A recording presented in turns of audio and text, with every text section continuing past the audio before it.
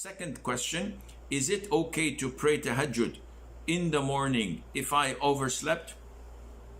It won't be called tahajjud. It would be making up for the missed night prayer.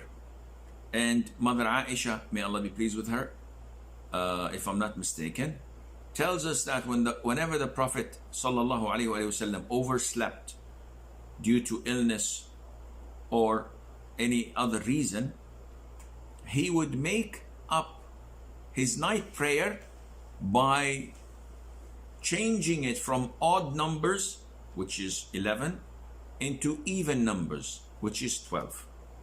So if you have a habit of praying 7 rak'ahs every night for tahajjud and you overslept, when you wake up in the morning, you pray it at the time of duha.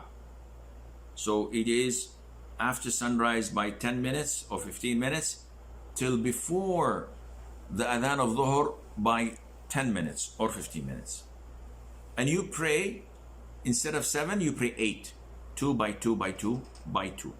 This is what the Sunnah stated.